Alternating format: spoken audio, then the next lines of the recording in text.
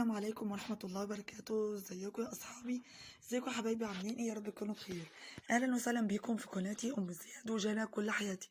متنسوش تحط لايك للفيديو واشتراك للقناه لو لسه مش مشتركه، وتفعل زر الجرس عشان يوصلك كل فيديو جديد، وتكتبي لي كومنت حلو تشجعني فيه. ويلا بينا نخش على وصفه النهارده زي ما انتم شايفين عملنا ايه. عملنا كباب لحمه بتلو. زي ما انتم شايفين دي طريقتها وجمالها. ديت بعد ما انا حمرتها وطلعت من الفرن. زي ما انتم شايفين دي طريقة الكباب. دي بعد ما انا خلصتها وطلعت من الفرن. طلعت جميلة جدا. انا عملتها على السيخ بتاعت الشيش طاووق وطلعت جميلة جدا. الطعم بجد خرافة. وعملت جنبها شاورمة لحمة، وعملت كمان جنبها بطاطس محمرة، وعملت كمان طحينة. شفتوا الشاورما؟ بجد جميلة جدا، يا رب تعجبكم.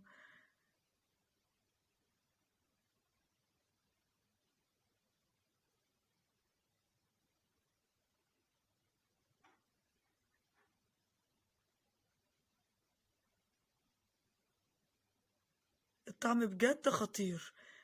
هنا الكباب زي ما انتم شايفين ده شكلها اهوت. انا حاطه بس بصل، وحاطه مكعب فلفل اخضر. لو انت حابه تحط طماطم حطي. هنا بقولك ايه، بجد خرافه جميله جدا. وهنا البطاطس محمره. بدوق بقى كده بوريكم، بقول لكم والله بجد طعمها جميل. ستايل لايك. هنا بقى نخش بقى المقادير ونشوف وصفة النهاردة، وهتنزل لكم بردك على الشاشة، واقول لكم بردك المقادير برضو بالتفاصيل. هنا معانا كيلو لحمة بتلو، مقطعة قطع مكعبات. هنا زي ما انتم شايفين علشان تستوي معانا لازم تكون لحمة بتلو. ومعانا بصل مقطعة بردك قطع مكعبات، ومعانا فلفل اخضر برضو نفس الكلام مقطعة برضو مكعبات. كل قطعة قد التانية، حتى لو يعني مش متساوية، يعني الاتنين قد بعض ما يصيبش حاجة برضو. هنا برضو معانا بصلاية انا بشراها ومخليها ناعمة خالص. الوقت هعصرها الوقت عشان انزل منها ميتها، عشان انا مش محتاجة التفل، انا محتاجة مية البصل بس.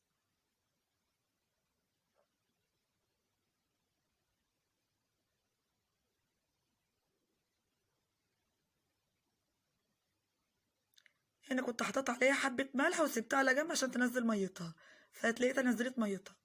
هنا بقى جبت طماطميتين حلوين، بشرتهم من المبشرة عشان انزل منهم التفل بتاعهم وانزل ميتهم.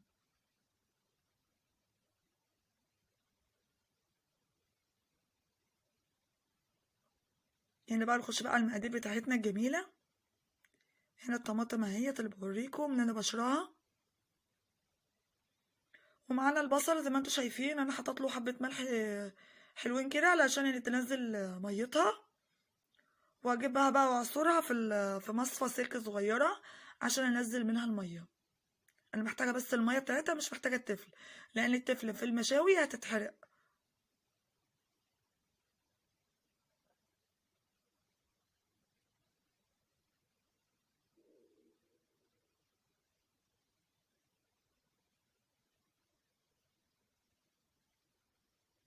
انا بحاول انزل كل المية اللي فيها.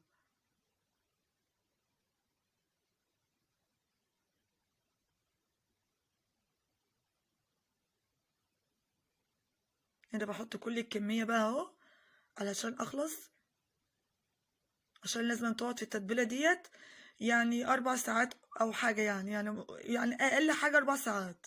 هي المفروض ليلة كاملة من عاملاها على بيات. المفروض المأكولة تعملي بحاجة مشاوي، لحمة او فراخ او اي حاجة مشاوي، مفترض انك تعمليها على بيات، او هتعمليها الصبح من بدري علشان تبدأي تعمليها على ساعة الغداء، تبقى ايه اخرة وقتها في التتبيلة واخرة طعم الصوص والتوابل بتاعتها جميلة، تبقى مظبوطة. هنا حطينا ميه البصل وحطينا التفل البصل زي ما انتم شايفين. هنا بقى حطيت معلقه كبيره صويا صوص، ما نكترش، هي معلقه كفايه قوي. وهنا الخل برضو، الخل الابيض بتاعنا الجميل ده برضو. هنا انا كنت عاملاها من الصبح، مش عاملاها لابيات.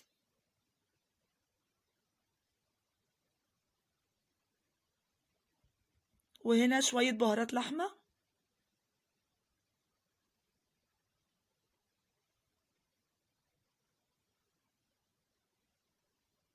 وهنا 7 بهارات، وشوية فلفل اسود.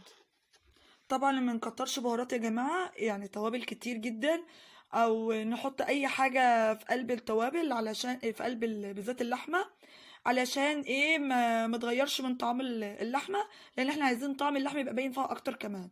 وهنا معلقة سكر عشان تساعد كمان في الشاوي والطعم كمان. وهنا طبعا حطيت حبة لبن صغيرين لان ما عنديش زبادي. هي المفروض في الطريقة ديت والوصفة ديت المفروض فيه زبدية، فانا ما عنديش زبادي، فاستخدمت على طول اللبن. طبعا اكتر حاجات هتلاقوني بستخدم اللبن، لان بجد انا جربت اللبن، هي بديل للزبادي. هو اللبن معمول من الزبادي، او الزبادي العكس، الزبادي معمول من اللبن. فانا استسهلت بدل ما انزل حد يجيب له كده، فانا عملت باللبن الموجود عنده وخلاص. بس انا بتلاقي له يعني الطعم حلو، فانا حاطه خل وحاطه صويا صوص، فمساعد يعني في الطعم. طعم المزازه بتاعت الزبادي ديت موجوده في الصوص وصويا صوص، وموجوده في قلب الخل. طبعا بقلب كل المقادير، ومش هحط موجود في قلب ملح، مش هزود ملح خالص يا جماعه. الملح هيخلي اللحمه ما تستويش وطعمها ما تبقاش حلوه في الاول، هتبقى حادقه. ليه؟ لان انت هتقعدها فتره طويله، هتقعدها 4 ساعات او 6 ساعات او ليله كامله، فانت هتحطي في قلبها ملح، هتيجي تستخدميها هتلاقي طعمها حادقه جدا. فانا بعمل ايه؟ بسيب الملح خالص في الساعه الاخرانيه اللي انا هشوي فيها، بحط حبه ملح. والوقت هنشوف مع بعض انا حطيت الملح في الوقت النهون. هنا جبت المكعبات اللحمه كلها، نزلتها في قلب الصوص بتاعي اللي انا عملته دوت، اللي هي ميه البصل، وعندي طماطم اللي انا بشراها، وعندي الخل، وعندي الصويا صوص والملح لا ما حطيتش ملح، وحطيت شويه اللبن، وحطيت فلفل وبهارات لحمه، وحطيت 7 بهارات. طبعا كل المقادير دي كلها واقلبها مع بعض.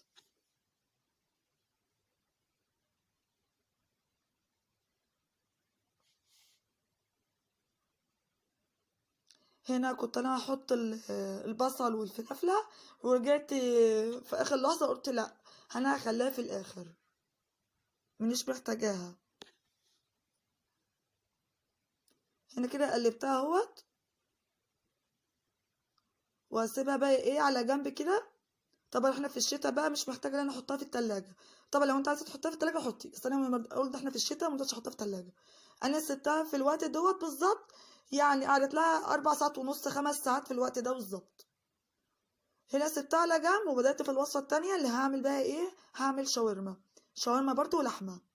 هنا جبت القطع اللحمة، قطعتها قطع رفيعة طويلة كده وجميلة، علشان هعمل شاورما. قلت بدل ما اعمل صنف واحد، لا انا قسمت، عملت صنفين، بحيث ان انا اساعد كمان اللي حابب ياكل ده، واللي حابب ياكل شاورما، او حابب ياكل كباب على طريقة الشيش طاووق.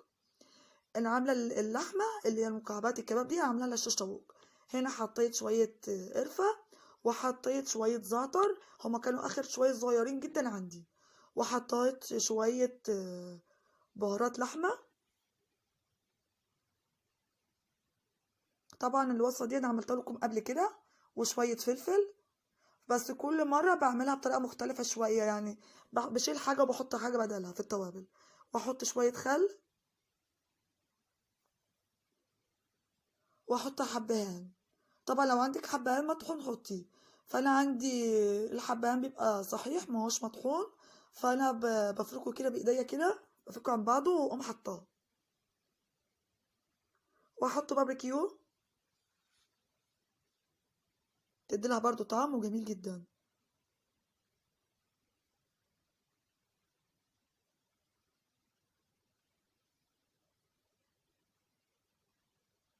طبعا كل المقادير ديت واي حاجه انا عملتها في فيديو النهارده هسيبها لكم في صندوق الوصف، وهنزل لكم كمان المقادير كمان على الشاشه عشان تتابعوا معايا الخطوات. هنا حطيت توم وبصل بودر. مادام مشاوي بحط على طول بودر، بحط طازه، يعني بصل حطاه صحيح، سواء مبشور او اخده ميه البصل، وبحط كمان توم بودر وبصل بودر، واحط كمان شويه اللبن زي ما انتوا عارفين. مش عندي لا زبادي، بحط لبن على طول.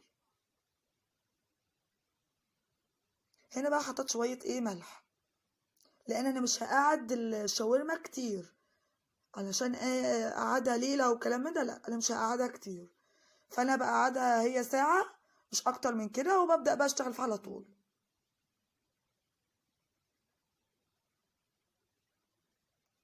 الشاورما بتبقى متقطعه قطع صغيره، بتاخد طعم التوابل بسرعه وبتبقى طعمها حلو.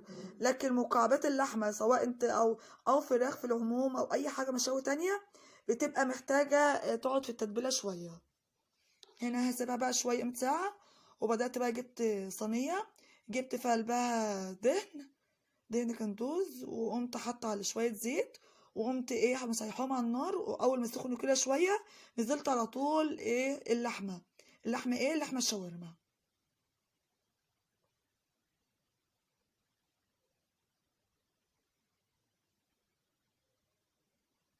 هنا كنت انا نسيت، فكرت ان انا ما حطيتش ملح، فبدات ان انا احط. انا كنت حاطه كميه قليله خالص، فانا قلت ان انا احط شويه ملح صغيرين، لان انا حسيت ان انا نسيت الملح. ف وانا باكل قلت تبقى حادقه وكلام من ده، وافتكرت في الاخر لا، طلعت والله طعمها حلو، لان انا كنت مظبطه الملح، فكنت حاطه كميه قليله. فانا هنا حاطه رشه صغيره جدا، حتى انتوا تلاحظوا ان انا حاطه بايديا مش حاطه بمعلقه ولا حاجه، فانا حطيت يعني ندعه صغيره خالص. وهنا كنت مغطياه بالغطا. بعد ما غطيته بالغطا سبتها تستوي شويه، وبعد ما بدخلت في السويه حطيت لها نقطه ميه صغيره سخنه، وقمت عشان تستوى بس فيها، وقمت على طول غطيتها بالغطا. وبعد ما استوت قمت نازله على طول بالبصله، شوحتها كده فيها، وهغطيها برضو بالغطا، علشان البصله انا عايزاها تدبل، ما تبقاش بتقرقش، لا انا عايزاها تبقى دبلانه كده، وطعم في نفس الوقت تبقاش مستويه ومهريه. وايدي برضو فيها، يعني انا ما بسيبهاش.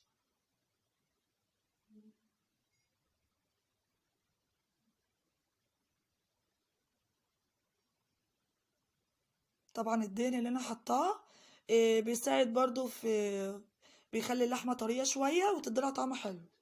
هنا بعد ما استوت وتلاقيت البصل خلاص لانت وبقت جميله، مش عايزاه محروقه او لسه نيه او كده، لا انتوا زي ما انتوا شايفين اهي البصله زي ما انتوا شايفين دي لونها. وقمت على طول نازله بالفلفل الاخضر، واقلبه برضو تقلبتين كده.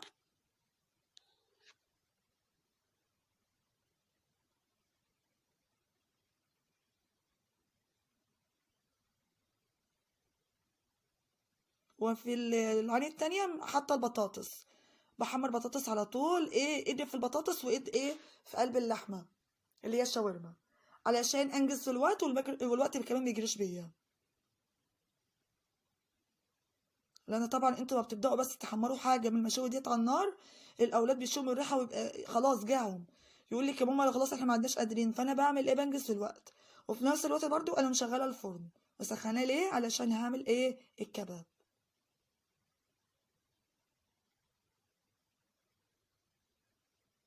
هنا زي ما انتوا شايفين كنت انا حطيت الكباب في الفرن، مش عارفه المقطع ده جرى ازاي. هو المفروض ان انا لسه هحطه واعمله في السيخ وكده، بس هو المقطع ده جرى مش عارفه ازاي. فالوقت اللي هنتابع مع بعض الخطوات. هنا بقى نزلت على طول بالطماطم.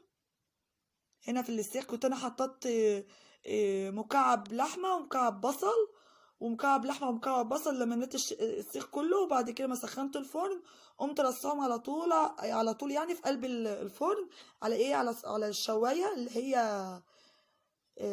هي بيسموها الشوايه بتاعت الفرن. حطها من تحت الشوايه على طول، ومولعه الشوايه من فوق علشان تتحمر. من وقت للتاني بعمل على طول الصوص. شوفوا المقطع ده يجي بقى قبل ده ازاي. هنا لسه هعمله اهو. هنا ما حرمتكوش من حاجه، انا قلت المقطع اتمسح، طلع ان المقطع متضاف مع بعضه، فيلا ما علينا.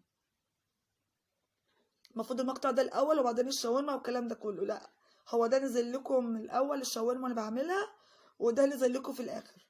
فما علينا بقى، الحمد لله كويس ان الفيديو ماشي منتظم ومفيش حاجه اتقطعت منه.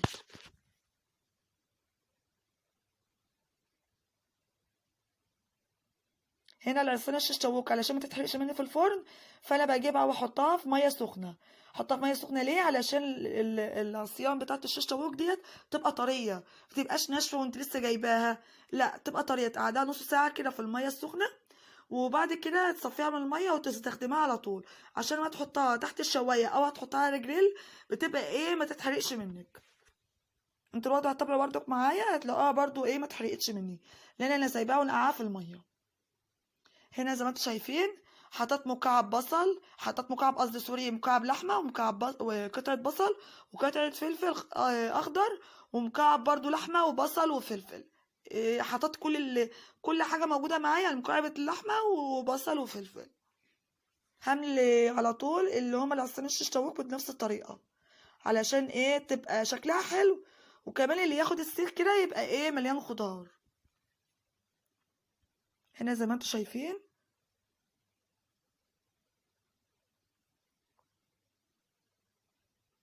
وبقفلها اخلص من فوق بقطعة بصل. ممكن انت تقفلها من فوق بقطعة طماطم، اللي هو اللي هي الطماطم شيري اللي هي الصغيرة ديت ممكن تقفلها من فوق. فانا لا، انا قلت لا بلاش طماطم، خلينا في البصل وايه والفلفل، وده يبقى شكلها.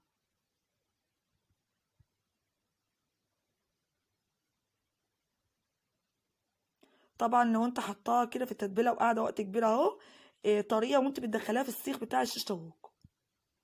هنا ممكن تعمليها من غير العصيان الشيش طاووق وهي ماشي عندك، تعمليها زي ما انا عملت كده الشاورما، تعملها على الايه في الصينيه على البوتاجاز، او ممكن تعمليها وترصها في الصينيه في الفرن وتحت الشوايه، هتبقى برضك جميله. وعايزه تحطي برضه معاها بصل وفلفل حطي، عايزه تحطي برضك معاها طماطم حطي، الاختيار الاول والاخر ليكي.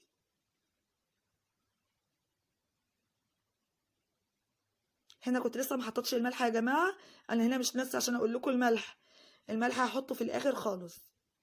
انا مفترض ان كنت حطيت الملح هنا بس انا نسيت. بس برضو على فكرة طلع الطعم برضك حلو، يعني قلت اللحمة يعني مش هتاخد طعم الملح او كده، لا بالعكس، اكمني باخد وببلع كل شوية على الشيش طاووق من البتاع من الصوص اللي انا حاطه فيه ملح دوت، وكل شوية بقلب واقوم مغرقاه بالفرشة بالصوص وفي قلبه ملح والتوابل، عاد طعمها حلو والملح مظبوط، ما طلعش ان هو ناقص ملح او حاجة او دلع، لا الملح طلع مظبوط.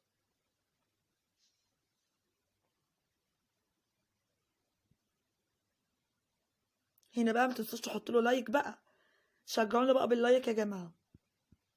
انا حبيت ان انا انوع لكم في الفيديوهات علشان ما تملوش وتزهقوا، لان انا حبايبي الحلوين في ناس بتحب عندي الطبخ، وفي ناس عندي بتحب الروتينات، وفي ناس طالبه مني تحديات لاولادي وكلام من ده. فانا حبيت ان انا ايه ما اقفش على حاجه، لا حبيت ان انا انوع علشان ايه حبايبي الحلوين اللي بيحبوني ما يزهقوش مني من الفيديوهات بتاعتي اللي انا بنزلها.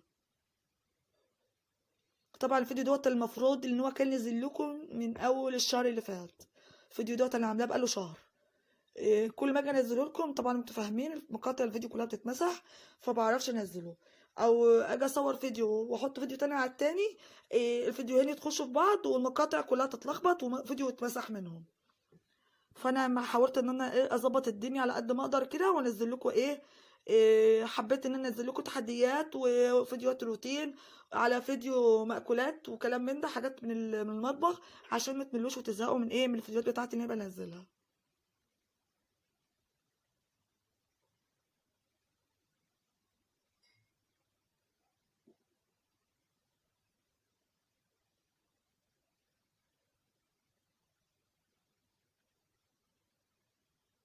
طبعا لو هي قطعه كبيره تحاولي انك تقسميها زي ما انا عاملاها كده، انا هي طلعت طويله وعريضه، فانا قسمتها على دخلتين، يعني اخدت القطعه الاولى في القطعه التانيه اللي فوق ودخلتهم في عصايه الشيش طاووق زي ما انتم شايفين كده تانيين، اخدها تانيه كده كبيره بدخلها بتنيها، صغيره مكعبه صغيره بقوم اخدها بقطعتها.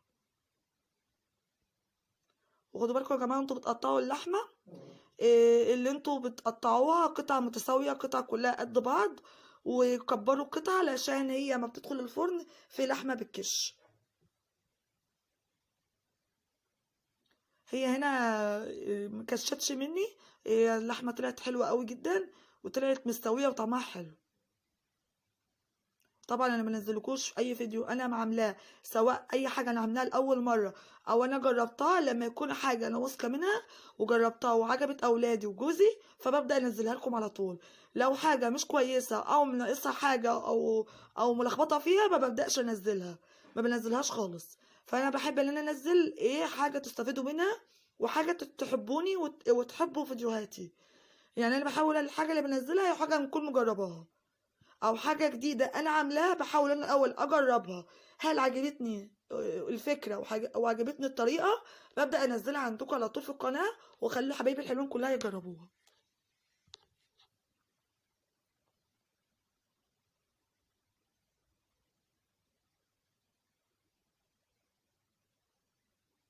طبعا مقطعه البصل جوانح كده، مش تخينه ولا رفيعه، يعني في طلعت رقيقه بس والله ما اتحرقت، طلعت برضك مستويه وحلوه. انا بقيت اقول ان هي لو انا طلعتها رفيعه كده هتتحرق مني، بس هي طلعتش اتحرقت.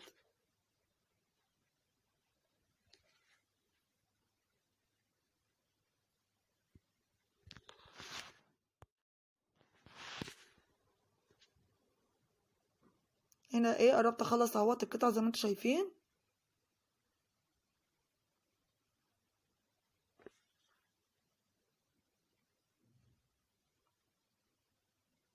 انا هنا مرضتش ان انا اسرع لكم الفيديو، حبيت ان انتوا كلكم تستفادوا من من اللي انا بعمله، علشان لو حبايبي اللي هما بيعرفوش يعني يمسكوا لسان الشوك ويعملوا الطريقه بتاعت النهارده، يمشوا معايا بكل الخطوات، لان في بنات صغيرين لسه مش عارفين فحابين ان هم يتعلموا. فانا بحاول ان باجي اعمل حاجه، طبعا عارفه ناس كتير جدا بتعرف تعمل الطريقه بتاعتي واحسن مني كمان، بس انا بحاول ان انا بعمل حاجه يعني بقول ايه في اكيد شباب وبنات صغيرين ما بيعرفوش يخشوا المطبخ وبيتعلموا، فانا بحاول لما اعمل حاجه بحاول ان انا اعملها الغير يستفيد.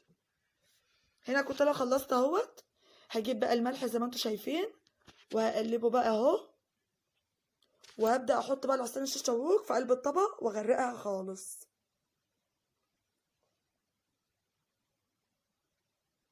طبعا متفكروش ان انا حاطه ملح ده يبقى كتير، لا الملح والله طلع مظبوط، ما طلعتش حادقه، طلعت مظبوطه والله. فبعض الناس تقول لي ايه انت بتكتري ملح بتتكتري توابل، لا انا ما بكترش والله، اكمنكم انتوا بتشوفوا الحاجه بتحسوا انها كتير، لكن في الحقيقه بتبقى قليله. انا بحط الحاجه متوسطه ما بحطش كتير، انا عن نفسي ما بحبش التوابل كتير اصلا في الاكل ولا الملح كتير في الاكل. لو انا شايفه ان انا كترت حاجه و... وانا جربتها ودقتها وتلاقيتها كتير فبقول لكم، وانا بصور كده بقول لكم انا دقتها طلعت حادقه فخلي بالكم، لا انا هنا كنت راح حاطه الملح مظبوط. طبعا انا عامله بايدي اهوت، ده ايدي نظيفه، طبعا لو لابسه كنت في ايدي او حاجه هعمل بيها، فانا مش انا بنجز في الوقت ومش عايزه البس اي حاجه في ايدي، وانا طبعا انا بعمل حاجه ليا ولاولادي مش بعمل لحد بره، انا بعمل لاولادي فبعمل كل حاجه بايدي، ايدي نظيفه وعلى طول على طول بغسلها. هنا بمسك على طول بغرقها بالصوص بتاعها، باخد بس الطعم بس الملح علشان تبقى طعمها حلو. وطبعا انا هغرقهم كلهم في التوابل دي كلها، وهبدا اما برصها على الصاجه في الفرن، على اللي هي الشوايه بتاعت اللي هي الشبكه، سوري افتكرت اهو، اللي هي الشبكه. لما برصهم على الشبكه بتاعت الفرن هينزل الصوص بتاعهم، فبحاول ان انا ببقى اخده بالي ان هي الصوص دوت هينزل على الصاجه بتاعت الفرن. انا كنت حاطه في قلبها ميه سخنه عشان يساعد من البخار بتاعها يطلع على الفرن، يطلع على اللحمه تسويها كمان، لأن البخار من تحت يطلع ويسخنها ويطلع لها البخار ده يسويها، وفي نفس الوقت انها تشوي كمان تحت الفرن تحت الشوايه.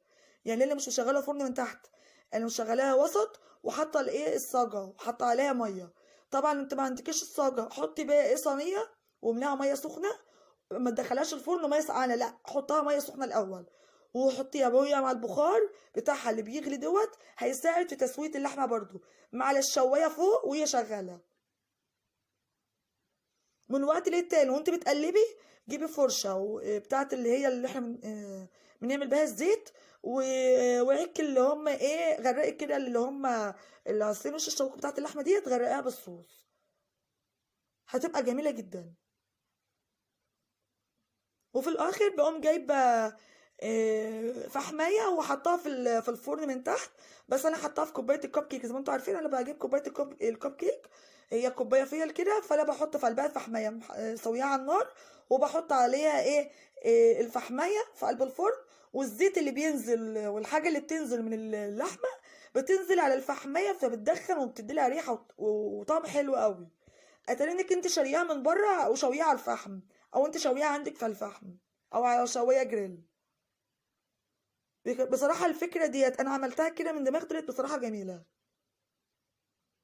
طبعا لو انت حابه المطبخ هتحبي تعملي حاجات انت بتحبيها، كل شويه هتغيري، كل شويه تلاقيك بتعملي حاجه جديده، حاجه مختلفه، هتلاقي بالنسبه لك الحاجه سهله. هنا زي ما انتم شايفين اهوت الصاجه تحت اهيت، هي كنت حاطه في قلبها ميه، مش فاكره انا كنت حاطه دلوقتي ولا لسه هحط. وانا بقى حطيت بقى بالوارب كده عشان ما تستريتش في النص وتقوم واقعه، والشوايه من فوق كانت والعه.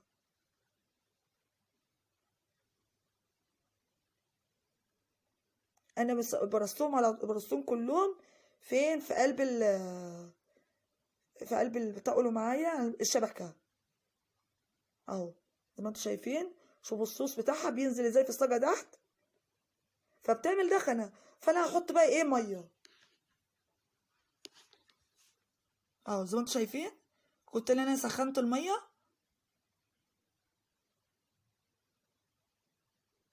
لو تلاحظوا الدخان بدأ يطلع اهو يا جماعه. انا حطيت هنا الميه في كنكه، سخنتها على النار، مرضتش ان انا اسخن في الكتل، وخفت الكتل مني منه عندي مهوش استانلس بلاستيك، خلص السخونيه بتاعتي او يصح او حاجه.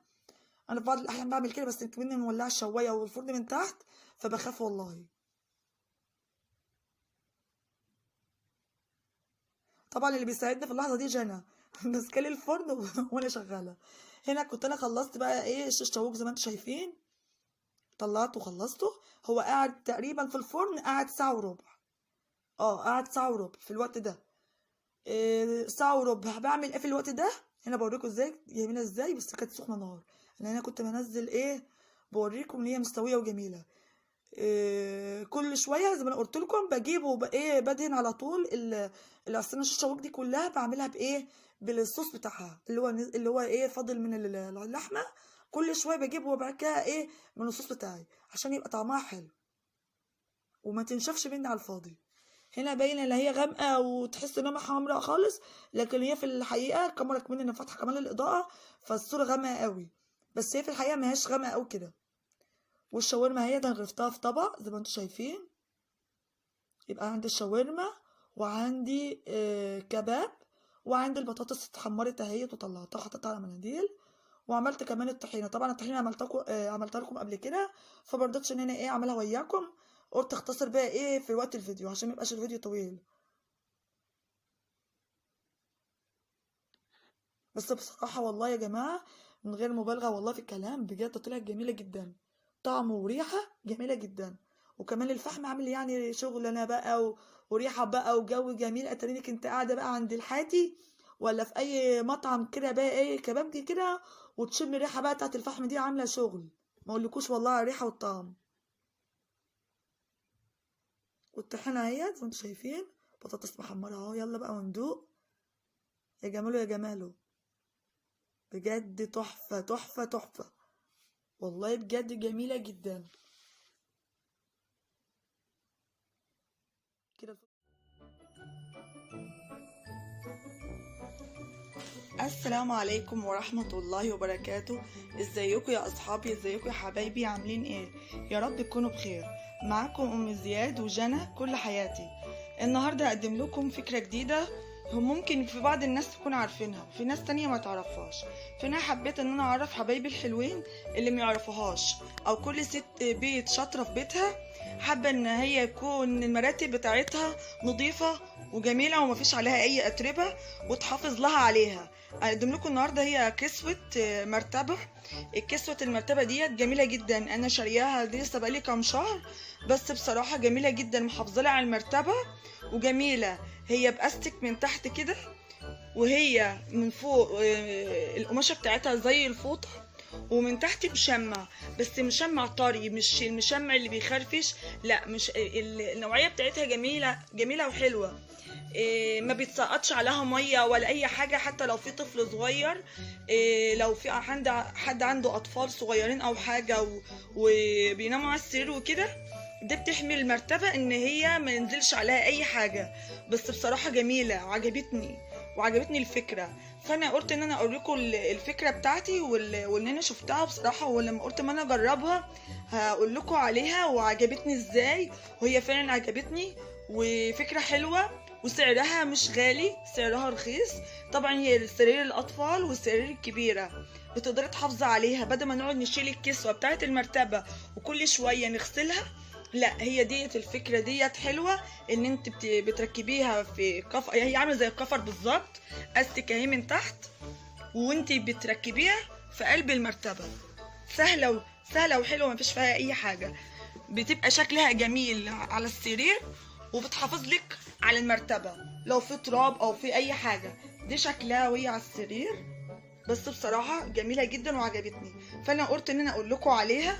هي طبعا الاستك بتاعها داير ما يدور في قلب السرير، والجنب التاني زيها اهي استك، حتى الاستك بتاعها متين وحلو، ما هوش الاستك اللي هو بيتقطع وكده، لا، دي القماشه بتاعتها من الجنب كده، قماشه كده زي الحرير، بتبقى محطوطه، بتاخد المرتبه كلها، فبتكسيها ومفيش فيها اي حاجه بتبقى باينه، وده بيبقى شكلها.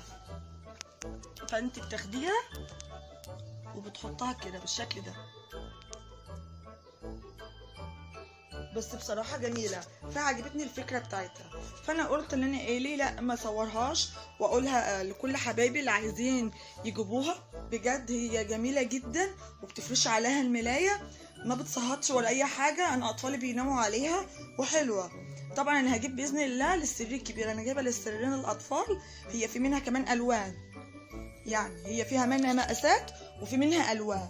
انا طبعا في المحل اللي انا كنت بجيب منها ما تلاقيتش اللون دوت في المقاس اللي انا كنت عايزاه، فجبتها وخلاص، قلت هي مش هتبان، اللون بتاعها مش هيبان، فكده كده انا بحط الملاية عليها فمش هتبان، فهي شكلها حلو جدا، وعجبتني الفكرة بتاعتها ان هي بتحملي المرتبة، بدل ما كل شوية اشيل المرتبة الكسوة بتاعتها واغسلها لو عليها اتربة او حاجة، لان زي ما انتم شايفين ان عندي المرتبة اللي هي قماشة بتاعتها جود، اللي هو التقيل ده، اللي هو الشانيليا، قماشة الشانيليا ديت قماشة برضك بيوصل لها التراب بأي طريقة وبرة، فطول ما أنا حاطة لها كسوة طبعا ما بتخلينيش كل شوية إن أنا أغسل الكسوة وافضل كل شويه استناها ما تنشف عشان احطها وكلام من ده، وبتعذبني صراحه لما بشيلها واركبها. طبعا ما باجي اخيطها من الجنب وكده ما بتبقاش زي خيطه الراجل اللي هو مخيطها، بتبقى شكلها مش عجباني. لكن بصراحه لما جبت الكسوه ديت بصراحه ريحتني كتير جدا، ريحتني في الفكره بتاعتها حلوه، ان هي بتمسك المرتبتين بتشيلهم من الجنب وبتحميها، وتبقى شكل المرتبه شكلها جميل ومنسق، ما هوش يعني مبهدل او حاجه، لا ده حلوه. حتى لو اي حاجه اتكبت غصب عننا، او في طفل ماسك ازازه ميه او حاجه وقاعد على السرير ووقعت، المرتبه تحت ما تتبلش ولا يجرى لها اي حاجه، فديت جميله جدا وحلوه وعجبتني فكرتها، بس انا قلت ان انا اقول لكم عليها. وعايزه كل حبايبي يا ريت لو كان الفيديو ده عجبكم ونال اعجابكم، وكل واحده شافت الفيديو دوت استفادت منه وقالت دي فكره كويسه وانا هجيب الكسوه ديت، يا ريت ما تبخليش عليا في لايك وتشترك عندي في القناه. انا بشوف ناس كتير داخله عندي في المشاهدين بيتابعوني وبيشوفوني بس مش مشتركين، فانا عايزه كل حبايبي اللي بيحبوني وشايفيني بقدم حاجه مفيده ليكم، يا ريت تشتركوا عندي في القناه وتفعلوا علامه الجرس عشان يوصل لكم كل جديد انا بنزله. ويا ريت لو اي حاجه عايزين نقدمها لكم او اي حاجه فكره جديده عايزين نعملها لكم، يا ريت تكتبوا لي في التعليقات، انا تحت امركم، وانا يعني ما اتضايقش باي، يعني حد يديني فكره او حد يديني ملحوظه او حاجه انا ما اتضايقش منها، طبعا انا باخد اراء كلكم، فحاجه ما تضايقنيش لما انا اسمع ارائكم. ويا ريت الفيديو ده يكون عجبكم، ونال كل اللي بيحبوني فكرتي يكون عجبكم، وطريقتي في الكلام يكون واصله لكم كويسه وكده. اشكركم على حسن المتابعه، والسلام عليكم ورحمه الله وبركاته. الله أكبر الله أكبر، لا إله إلا الله. الله أكبر الله أكبر ولله الحمد. الله أكبر كبيرا والحمد لله كثيرا، وسبحان الله بكرة وأصيلا. السلام عليكم ورحمة الله وبركاته. ازيكم يا اصحابي، ازيكم يا حبايبي، عاملين ايه؟ كل سنة وانتم طيبين بمناسبة عيد الاضحى المبارك، يا رب ينعاد عليكم الايام بخير. النهاردة روتين جولة في الشقة كلها، توضيبات وتنظيفات للشقة. تعبنا طول الشهر فقلنا نعمل روتين وتنظيف واستعدادا للعيد.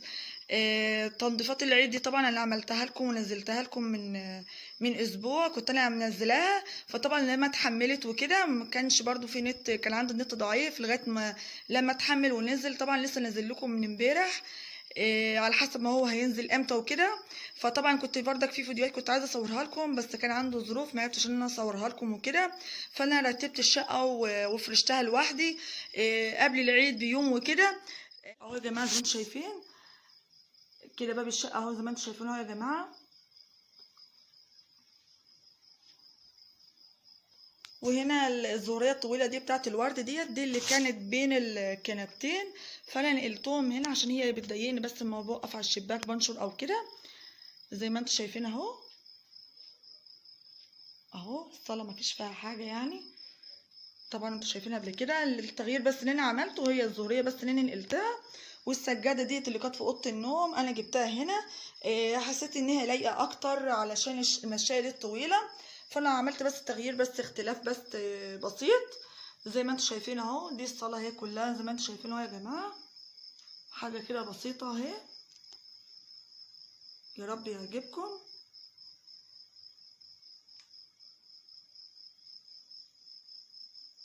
يا رب يكون بوصل لكم بس الصوره واضحه، ما اكونش ايدي مهزوعه وانا بصور وكده. وهنا البراويز بتاعه الساعه، دول 3 براويز بيبقوا طقمه مع بعض اهو. دي وصلة التكييف اللي مفيش تكييف اصلا ودي السفرة ايه، حاجة بسيطة جدا اهو. دي مبخرة كده انا عاملاها كده، كان طعمه بهارات وانا عملته كده على ايدي. لما الكليبس بتاعه اتكسر فانا عملتها بمبخرة. وديت علبة الكب كيك فانا خرمتها وحطيتها على الفحم. بس حاجة بسيطة كده جدا انا عاملاها. وده النيش اهو يا جماعة اهو. لو انتوا حابين انا اعمل لكم جولة في النيش عندي وكده، لكل عرايس الحلوين اللي بيسألوا على التوضيبات وفرش العرايس وكده، انا اللي مرتبة النيش بتاعي وانا اللي عامله له الحاجات الجميلة ديت، انا اللي عاملاها. فانا من كل فترة للتانية انا اللي بقعد اعمل توضيبات للنيش او للدولاب وكده. لو انتوا حابين ان انا اعمل لكم جولة فيها بقولولي برضو كده بقى اهو. دي هنا اوضه النوم الاطفال، وديت الطرقه اهي يا جماعه. هنا اهو زي ما انتوا شايفين بسيط جدا مفيش فيها حاجه اهو. هنخش كده على اوضه الاطفال كده اهو. دخلت كده يا ولاد يا جماعه اهوت على اوضه الاطفال زي ما انتوا شايفين اهو. هنا المفارش دي يا جماعه، المفارش ديت بتاعت اوضه الاطفال. المفارش ديت كانت موجوده عندي من يوم جوازي وكده، فكنت عيناها من الركنه. طبعا ما بستخدمهاش وكده، فحسيت ان هي لونها اتغير وغمقت كده في لما اتعانت. فانا قلت لا انا عليا من ده بايه ما اطلعها. اطلعها علشان إيه الركنه برضو يا جماعه بتغير الالوان بتاعه المفارش وبتخليها تعدم. انا عندي والله لقيتهم اصفروا يعني من الركنه، غلبت ان انا يعني احط لهم حاجات كتير جدا برضو مفيش فايده. ده الكمبيوتر اهو زي ما انتم شايفين. فحاولوا يا جماعه ما يكون انتوا عندكم حاجه حاولوا تحافظوا عليها حاولوا يا جماعه ما تركنوهاش زي ما انا بقول لكم اهو بعرفكم. ده الحاجات اهي اللي فوق الدولاب بتاعتي، بقيه المفارش والحفا والبطاطين وكده. وهنا اهو زي ما انا بقول لكم اهوت ده الدولاب، ده دولاب الاطفال. طبعا الاضاءه عنده ضعيفه جدا، ما فيش الا النجفه دي الصغيره. اللمبه ديت كانت منوره دلوقتي مش عارفه هي بتشتغل لوحدها كده وبتطفى، مش عارفه مالها. فاهو اوضه النوم اهي، انا كده انا فرش الباب كله هيعتبر اهو ما عدا بس هي اوضه النوم الكبيره اللي عندي. هنا كده دخلنا اهوت على اوضه النوم. طبعا انا كنت قايله لكم ان انا ما بصورش فيها وكده، بس انا حبيت ان انا اصور فيها وكده. طبعا كنت قايله لكم ان انا ما بحبش ان انا اصور في اوضه النوم وكده. مش عارفه يعني بحب بتضايق قوي يعني اللي بيقعدوا يصوروا في اوضه النوم ويصوروا السرير وكلام من ده. فانا قلت النهارده انا هصور فيها وخلاص، ما عنتش هصور فيها وكده. فمش عارفه يعني بحس ان هي حريه شخصيه وكده. لو حد معايا في نفس الراي كده او شايفني غلطانه مثلا يقول لي في التعليقات انا غلطانه في الراي ده او لا. ده هوت اوضه النوم بتاعتي، ده السرير هوت، ده المفرش بتاعي الزينه بتاعي جوازي. وانا كنت عروسه وكده.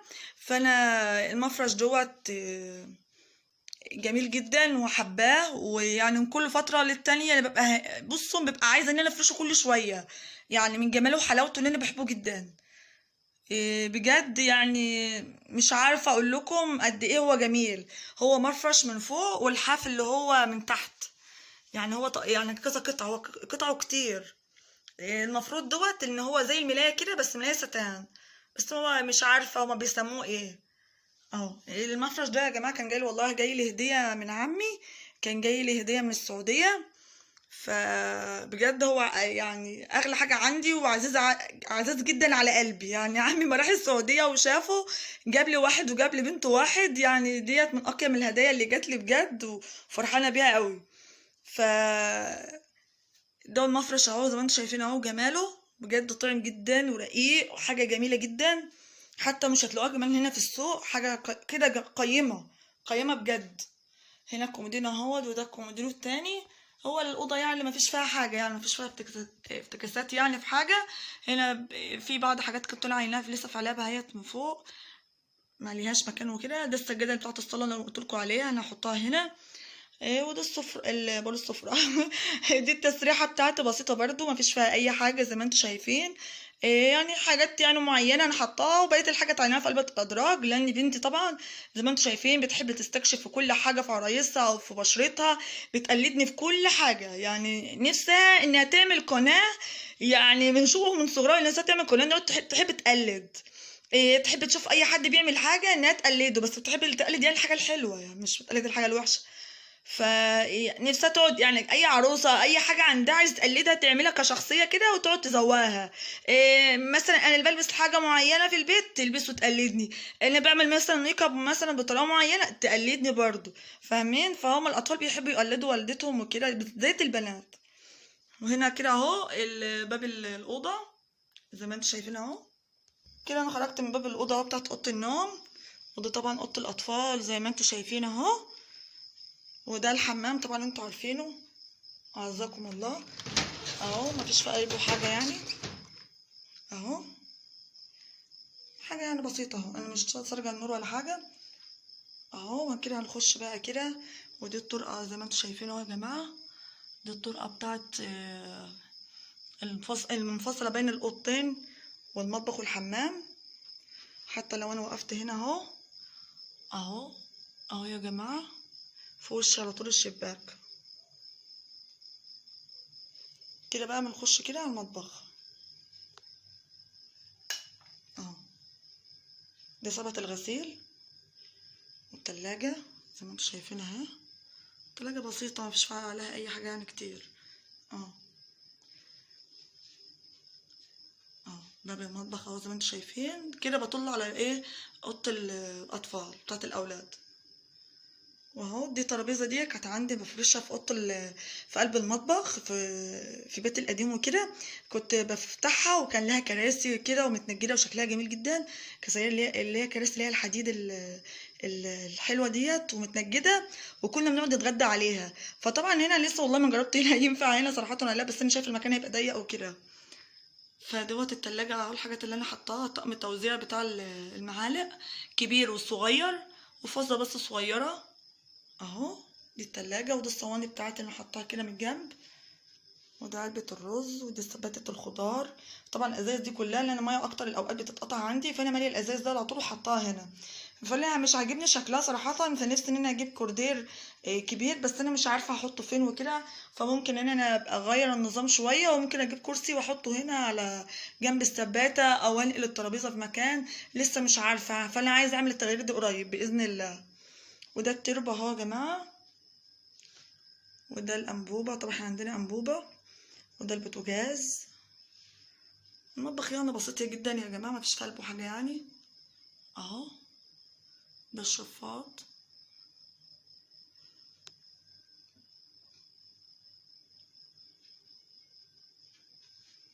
اهو. حاجات بسيطة جدا، انا مش عاملة يعني التغيير يعني شامل، لا هو دي توضيباتي اللي انا بعملها كالمعدات، يعني الحاجة العادية اللي انا بعملها في يوم العادي. فده الحاجة اللي احنا بنقعد نعملها وفي يومنا ده طبعا لسه في غسيل اهو في الغسالة، لسه هاخده وكده اهو. ودي السجادة بتاعت اوضة بتاعت المطبخ والأوضة زي ما انتوا شايفين اهو.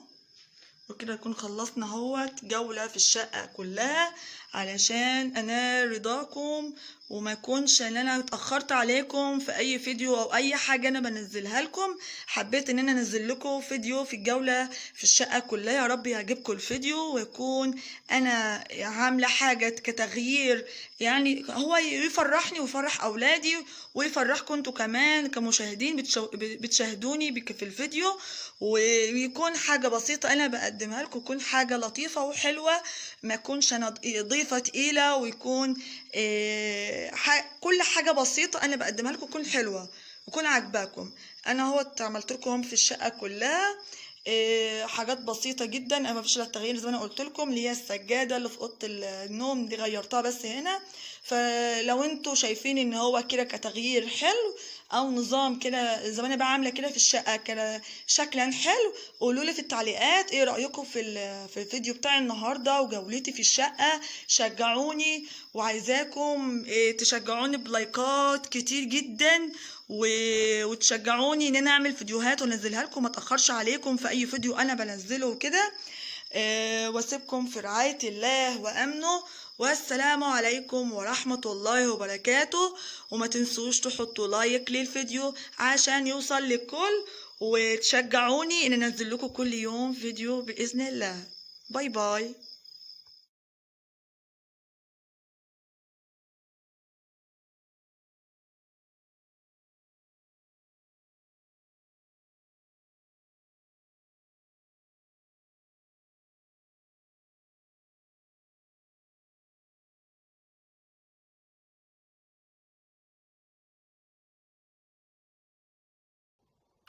السلام عليكم ورحمة الله وبركاته. ازيكم يا اصحابي، ازيكم يا حبايبي، عاملين ايه؟ يا رب تكونوا بخير. اهلا وسهلا بيكم في قناتي ام زياد وجنى كل حياتي. متنسيش تحط لايك للفيديو واشتراك للقناة لو لسه مش مشتركة، وتفعل زر الجرس عشان يوصلك كل فيديو جديد انا بنزله. ويلا بينا النهاردة نشوف غدا النهاردة هنعمل ايه. النهاردة هنعمل جمبري وكابوريا. النهاردة هنعمل جمبري مقلي، هنعمله بالبصمات والدقيق. وهنعمل الكابوريا مسلوقة. هنا بوريكم الكابوريا انا جبتها وغسلتها كذا مرة. نقعتها في الاول، غسلتها بتاع 10 يعني 10 مرات، ونقعتها دي المرة الاخيرة، يعني دي 10 مرة نقعها. قلت عشان بيبقى فيها بقى رمل وحاجات من البحر، فلازم نغسلها كويس جدا. هنا الجمبري بعد ما قشرته جبت بقى، قلت اوريكم بقى انا بفتحها ازاي من الظهر. بفتحها من سلسلة الظهر بالسكينة علشان انزل اللي هو كيس الرملي اللي بيبقى موجود في سلسلة الظهر. فجبت كل جمبري كله شقيته في وانا بنضفه، وانا بغسل، وانا بقشر يعني الجمبري، شلت منه اللي هو الكيس الرملي. بعد واحدة انا ما شلتش منه الرمل، فانا حبيت ان انا افتحهم كلهم بالسكينة علشان اطلع وياكم الكيس الرملي، لان لو انا ما شلتوش هيبقى بيقرقش في الاكل ويبقى طعمه مش لطيف ولا طعمه حلو. هنا بوريكم انا بفتحه كله. هنا كنت لسه مغسلتوش، حتى زي ما انتم شايفين اهوت، لونه لسه غامق في ايديا اهوت، مطرح ما انا شلته من القشر.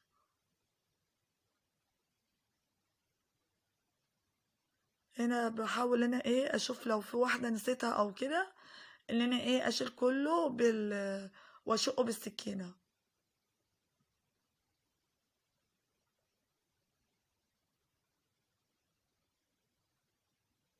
انا بمسك واحده واحده بشقها.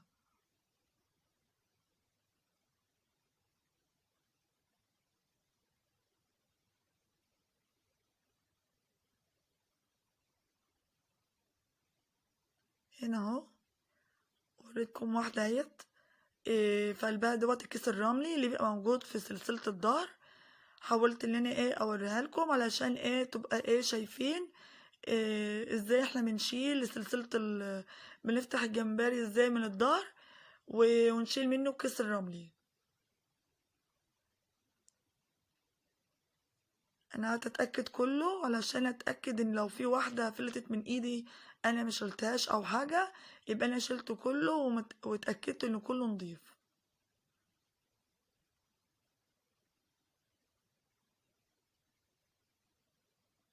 انا بشقها للاخر، يعني مش بشق شقه كده من عند الراس وبس، لا انا بشق الشقه للاخر. لازم الفتحه تبقى طويله، ماسكه من عند الراس لما لغايه الديل بتاع الجمبري.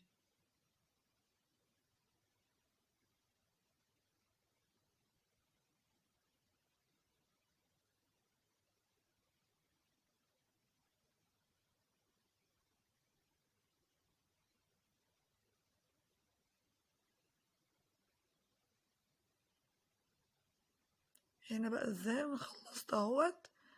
ديت اخر واحده انا شفتها في ايدي اهيت، ديت برضو اهوت لقيت في قلبها اهوت الكيس الرملي زي ما انتم شايفين، بيبقى طويل ماسك من اول الراس لما لغايه الديل بتاع الجمبري. هنا اهو لسه باين فيها واحده كمان اهو. دي كانت طلعت بس انا اتلقيت من عند الراس حتى كده صغيره. هنا بقى قبل ما اغسله جبت بقى الملح، وهغسله الاول بالملح عشان انزل الزفاره بتاعته ويبقى الريحه اللي مش لطيفه بتاعت الجمبري كلها بتنزل مع الملح. هنا هتلاقي لونه اتغير اهوت، هتلاقي لونه احمر شويه لان الملح بينزل كل حاجه مش لطيفه في قلبه. وانا كنت غسلته مرتين بالميه والملح، ودي المره التالتة اهيت. بحاول اتاكد لو في اي حاجه في قلبه بشيلها، في بيبقى اللي هو حاجات كده الشعيرات بتاعتها بتبقى موجوده في قلبها. هنا بقى جبت بقى بعد ما غسلت الجمبري، جبت عيرت بكوبايه ديت، عيرت هنا في البوله الصغير ديت كوبايه دقيق، وهنا كوبايه دقيق مع 4 معالق نشا كبار، علشان ديت اللي انا هعمل بيه الخلطه بتاعت الجمبري. وهنا كيس الفيجيتار دوت هفرغه عليهم. خليكوا كده فايقين معايا عشان انا هعمل علشان ما تتلخبطوش. بولة انا هعمل فيها الدقيق والبصمات والنشا والتوابل، والبولة التانية هعمل فيها دقيق وكوباية مية، هعمل مواد سايلة ومواد جافة. هنا كاري، هنا لو كان عنده زعفران كنت انا حطيت، فانا هعمل بدل الزعفران اللون اللي يبقى زي اللي هو زي ما انتوا بتجيبوه من المحلات بيبقى لونه مصفر كده، هما بيحطوا كاري او زعفران. هنا حطيت هنا معلقه كبيره كاري، وفي البوله التانية حطيت معلقه كاري، وهنا فلفل اسود، وهنا برضو فلفل اسود. هنا التوابل نفس المقدار بالظبط، يعني انا بقسم المقدار هنا وهنا. وهنا كمون نفس الكلام اهوت، احنا بنحط ملح وفلفل وكمون. وهنا الملح اهوت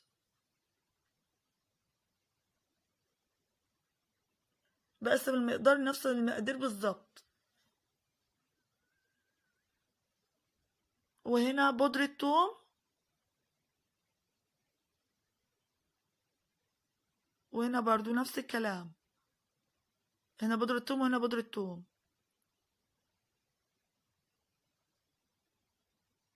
وهنا برضو بصل اهوت نفس الكلام، بصل بودر برضو. والطبق التاني نفس الكلام. هنا بقى ايه هحط في المواد السائلة؟ هحط بابريكا حمرا، اللي هي البابريكا الحلوة ديت. هحط بس في ايه، في قلب البولة اللي انا هحط في قلبها المواد السائلة، لكن المواد الجافة ديت مش هحط فيها. هنا برضو هحط في المواد السائلة، برضو هحط في قلبها ليمونة.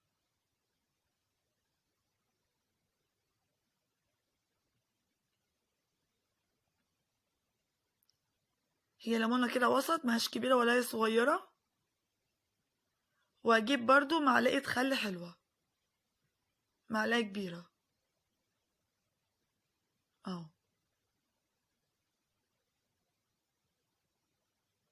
وهنجيب كوباية مية اهوت، دي المواد السائلة اهيت. المواد السائلة ديت اللي انا هلخبط في قلبها الجمبري، علشان ايه، ان هو اسيبه يعني نص ساعة لساعة كده في التتبيلة ديت.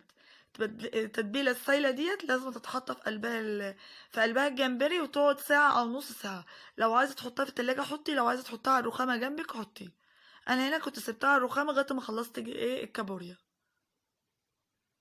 هنا قلبتهم اهو من المضرب السلك اهوت، عشان كل المواد السائلة كلها تتلخبط مع بعض، والتوابل كلها تتشرب كمان من المواد السائلة.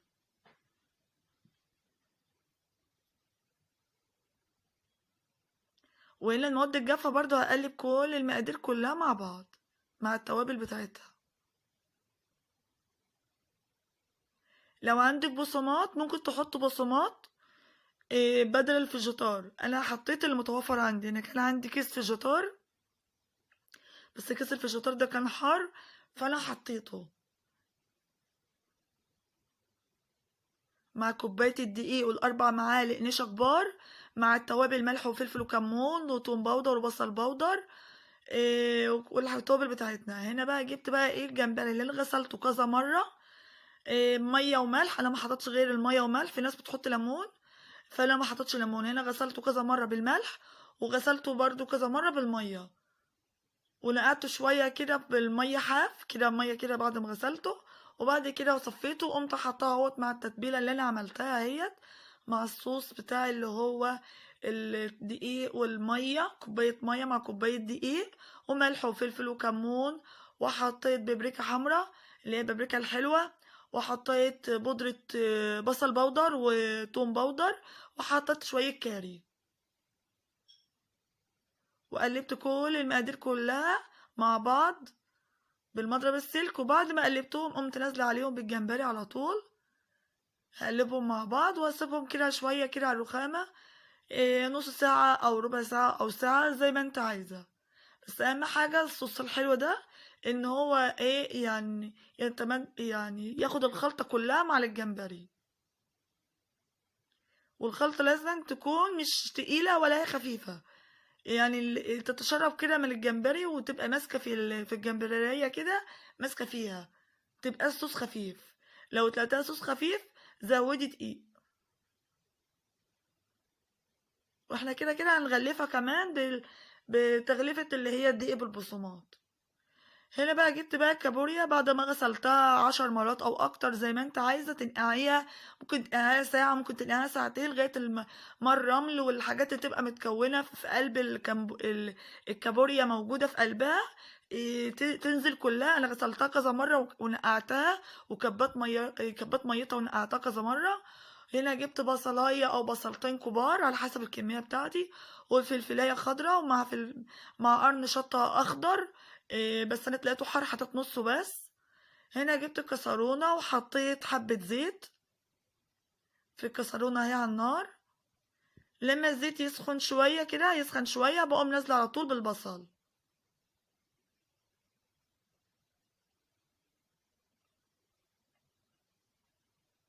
هنا كده هشوح كده البصلة كده مع حبة الزيت اللي انا حطاهم.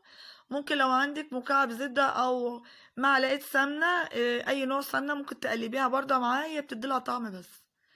الطعم ده بيفرق اللي انت بتاكليها زي بتاكلي في المحلات.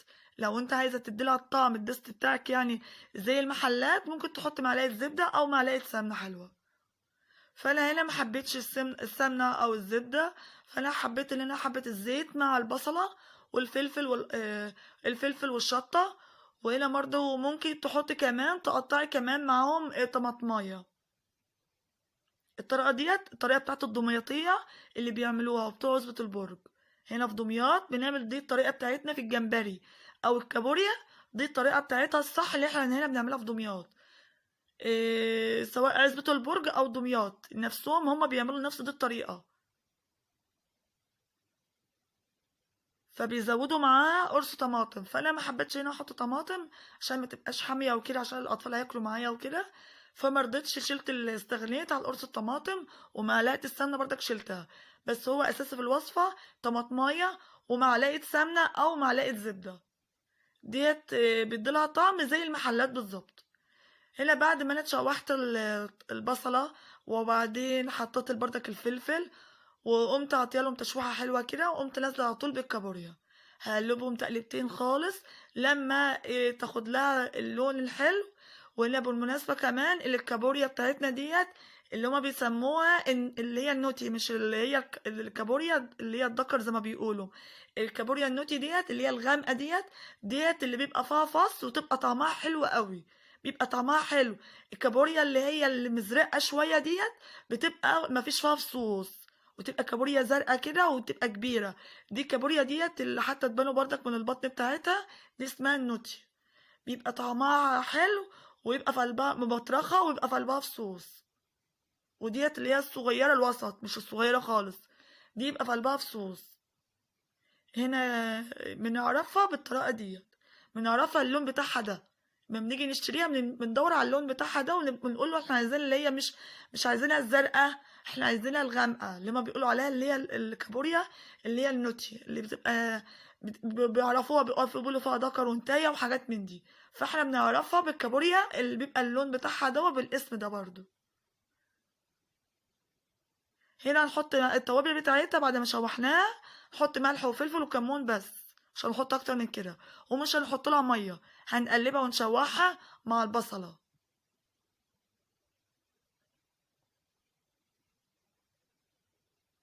يا ريت النهارده يكون فدتكم باي معلومه مفيده في طريقتي في الجمبري والكابوريا. احنا هنا دمياطيين بنعملها بالطريقه النهين بتاعتنا، سواء عزبة البرج او دمياط بنعملها بنفس الطريقه دي. هي دمياط، هي هي دمياط في قلبها عزبة البرج، عشان بعض الناس اللي ما بتعرفش. يعني هي عزبة البرج عندنا موجودة في دمياط، فأنا مش ساكنة في عزبة البرج، أنا ساكنة في دمياط. فدي الطريقة بتاعتها الصح اللي بيعملوها في عزبة البرج أو في دمياط.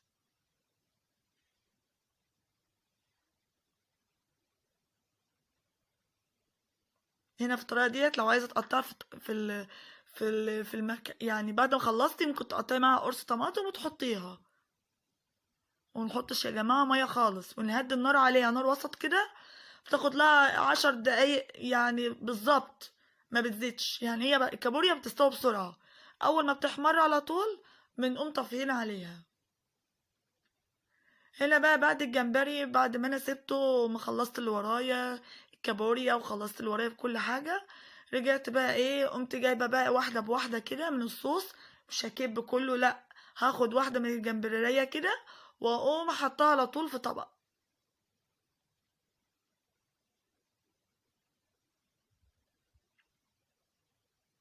هنا جبت الطبق اهوت، وهمسك واحده واحده بعد ما ابدرها كلها بالدقيق والبصمات والخلطه بتاعتنا الجميله. هجيبها بقى احطها في طبق.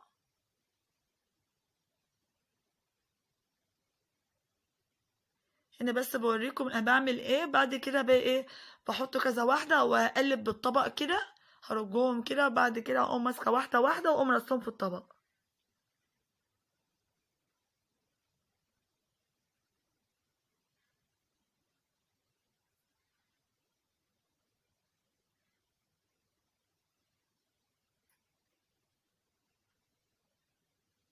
طبعا زي ما انتوا شايفين، اما تقفي الوقفه ديت بتبقى كميه كتير. طبعا انت تقفي هتقعدي يعني هتنقي الواحده من الصوص بتاعها علشان ما تبقاش الدنيا كلها منغطه في بعضها. تمسكي واحده واحده وتركيها من البصمات والدقيق وتقومي حطها على طول في الطبق. لما لازم كلها تتغمس كلها بالدقيق والبصمات علشان ما تيجي تحمريها ما تفكش منك. وطبعا بعد ما انت تعملي الطريقه ديت لازم تحطيها في الفريزر. تحطها في الفريزر عشان الدقيق بالبصمات يمسكوا في الجمبري، تبقى ماسكه في بعضها ما تفكش منك. بصراحه الطريقه ديت انا عملتها وطلعت بصراحه خطيره.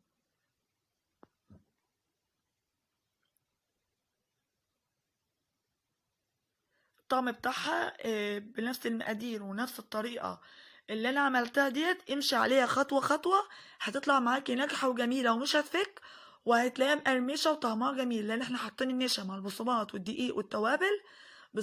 بصراحه طلعت طعمها خطير، طلع طعمها جميل جدا. هنا بعد ما خلصت بوريكم اهوت. وهنا الجمبري كنت خلصته اهو زي ما انتوا شايفين. بوريكم ده شكله اهو بعد ما طفيت. وهنا شويه الميه الصغيرين جدا دول اللي فضلوا. هي اصلا منزلتش ميه كتير، يعني الجمبري الكابوريا اللي تعرفوها اللي هي متنزلش ميه كتير جدا تعرفوا ان الكابوريا ديت في قلبها فص حلو ومبطرخه وحلوه. لكن الكابوريا اللي تيجي تطبخيها وتلاقي نزلت ميه كتير تعرفي ان الكابوريا دي هتلاقيها كلها فاضيه من جوه، مش هتلاقي في قلبها فصوص. هنا بعد ما الجمبري طلعته من الفريزر وقعد ساعه كده حلوه، قمت على طول سخنت الزيت وقمت على طول منزلها بواحده واحده كده بالجمبريه في قلب الزيت.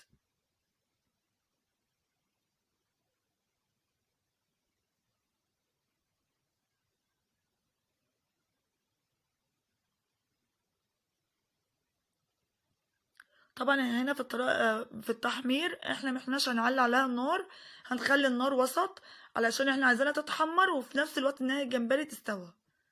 هنا اول حبه اللي كنت طلعتهم اهمت، شوف لونه اصفر وجميل ازاي زي اللي بره بالظبط.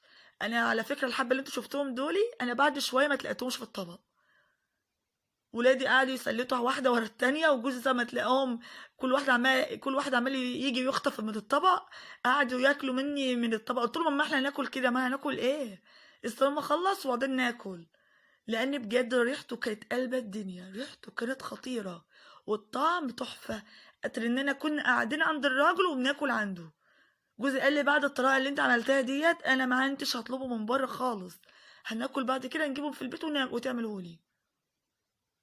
هنا بعد ما خلصت اهو زي ما انتوا شايفين عملت الخيار وعملت معاه قدمت كل حاجه في الاطباق اهوت وغرفت كل حاجه وعملت معاها الطحينه وظبطت الاطباق بتاعتنا اهيت. وبصراحه طلع تحفه وخطير جدا. يا ريت تجربوه الوصفه بتاعت النهارده، وما تبخلوش عليا النهارده في اللايك والاشتراك في القناه وتفعلي زر الجرس وتكتبي لي كومنت حلو تشجعني فيه وتقولي لي في الكومنتات ايه رايك في طريقه الجمبري وكابوريا النهارده اللي انا عملتها وتشجعني فيها. ويلا مع السلامه واشوفكم في رعايه الله وامنه في فيديو جديد باذن الله، ومع السلامه.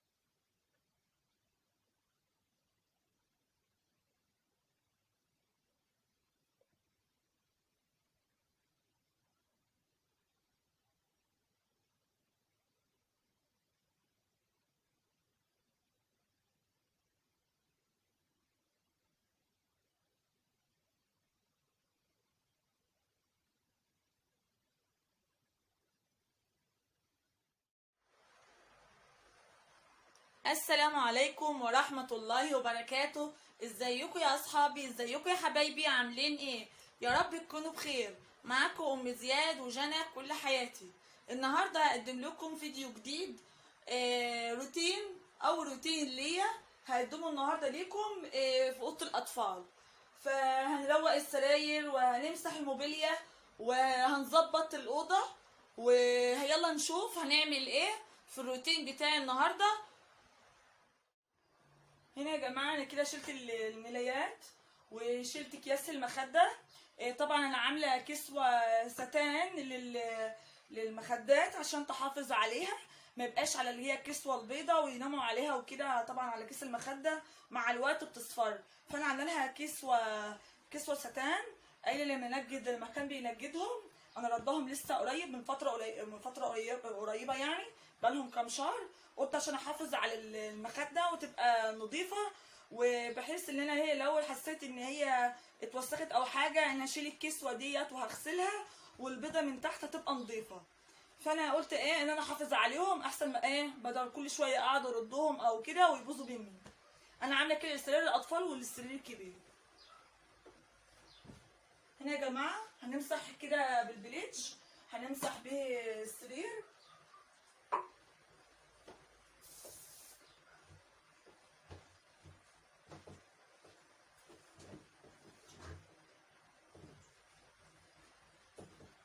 زي ما انتم شايفين كده معايا يا جماعه. وهنا بقى هنشيل الحاجه اللي على الكومودينو.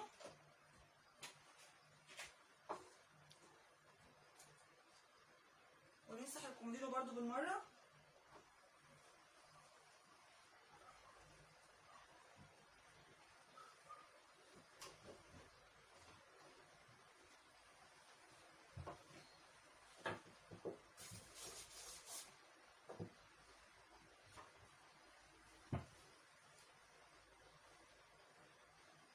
وهنا برضو على السرير التاني يا جماعه زي ما انتم شايفين.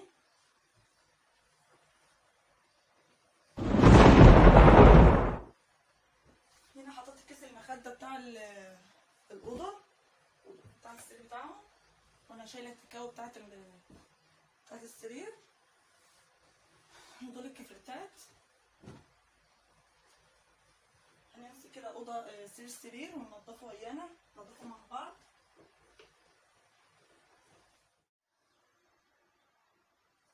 كده يا جماعه اهو انا كده خلصت.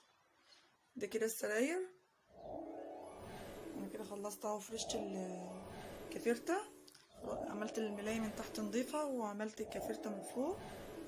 وهنا برضو نفس الكلام عملتها، ومسحت الكومودين ومسحت السراير من فوق ومن تحت ومن الجنوب. لسه الدولاب همسحه وياكم دلوقتي. وعملت طبعا الشباك مسحته في الاول، كل ده قبل ما افرش الملايات. وهنا مسحت الكمبيوتر خالص زي ما انتم شايفين.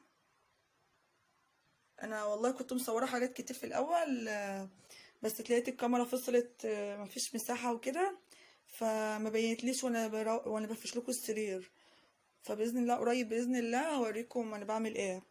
هنا بقى لسه بس الارضيات، بس اشيل بس المشيتين. انا هنا البلاط سايباه كده، سايبه البلاط كده مفيش فيه سجاده ولا حاجه، انا شايلاها عشان الدنيا حر فانا شلتها. همسح بس الارض، بس همسح بس الارض واظبط بس الدنيا، وهوريكم بقى ايه الشكل النهائي بعد الترويق والمسح وكده. وهمسح بقى ايه الباب بتاع الاوضه اهو. وده كده الاوضه من فوق لتحت. انا مش حاطه على فكره مش حاطه على الشباك، مش حاطه ملايه، مش حاطه ستاره، بقول ملايه. ما علينا، مش حاطه ستاره لان الدنيا حر. فمش عايزه ان انا يكون فيها ملايه، ما فيش. برضه مصممه على الملايه، مش حاطه فيها ستاره ولا اي حاجه. تابعوا معايا الفيديو. كده يا جماعه هنلمع بقى ايه بالبريدج. هنلمع بقى ايه الدولاب، وهنلمع الباب. وتابعوا بقى معايا هنظبط بقى الدنيا بتاعت الاوضه.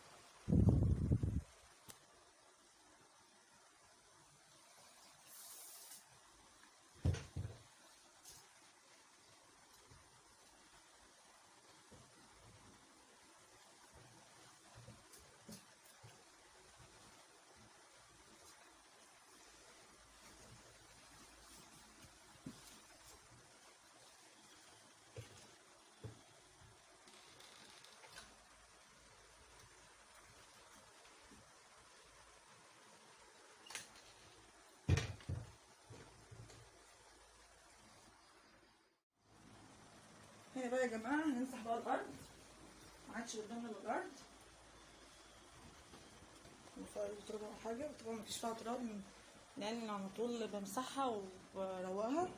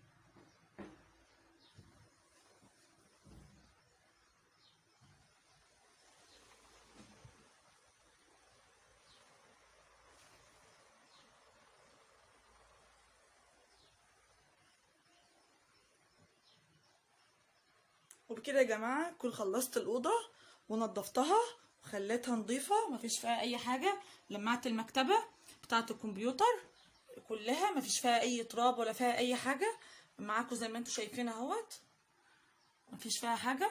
ولمعت طبعا الشباك ولمعت السريرين ولمعت الكومودينو ولمعت الدولاب مفيش في قلبه تراب ولا اي حاجه.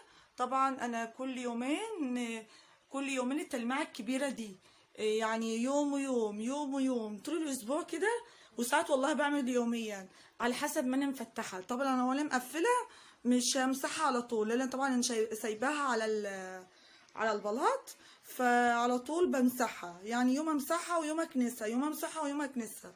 فكده انا اهو خلصت الاوضه مفيش فيها اي حاجه. طبعا كمان على منطقه زراعيه زي ما انتم شايفين اهو، يا رب يكونوا شايفين المنظر من بره.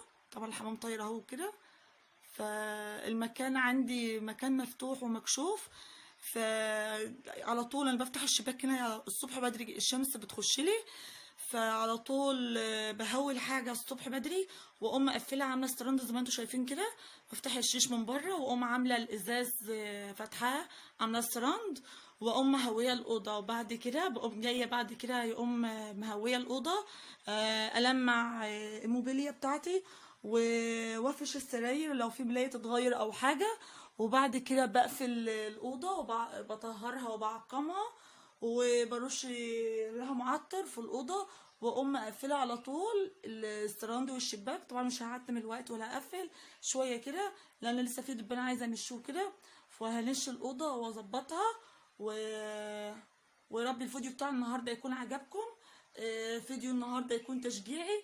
هو أنا طولت النهاردة معاكم في الفيديو كده علشان بس في مقاطع وكلام من ده، والمكان ضيق ومش عارفة أصور هيبان وشي وكده، فبحاول على قد ما اقدر ببين لكم الصوره الكامله انا بعمل ايه في اليوم بتاعي في الاوضه. طبعا انا بعد كده هصور لكم روتينات معايا في قلب الشقه كلها، مش في الاوضه بس، هصور لكم في الاوضه الكبيره وفي الصاله وكده، فهتشوفوا معايا الروتين اليومي. لو انت حابين اصور لكم روتين يومي غير الاكل او معلومه مفيده او اي حاجه انا عملتها جديده في الشقه وكده، قولوا لي في التعليقات، وعايزاكم تشجعوني وتحمسوني ان انا اكمل فيديوهات، اعمل لكم بهذا الفيديوهات بهذا الوضع كده بروتينات يوميا، ولا اعمل لكم ايه وايه افكار الجديده اللي انتوا عايزين اعملها لكم، اسيبها على رايي انا ولا رايكم انتم. يا رب يكون فيديو النهارده عجبكم ونال رضاكم. يا ريت ما تنسوش تعملوا لي لايك وشير واشتراك في القناه وتفعلوا علامه الجرس وتعملوا الكل عشان يوصل لكم كل جديد. يلا مع السلامه.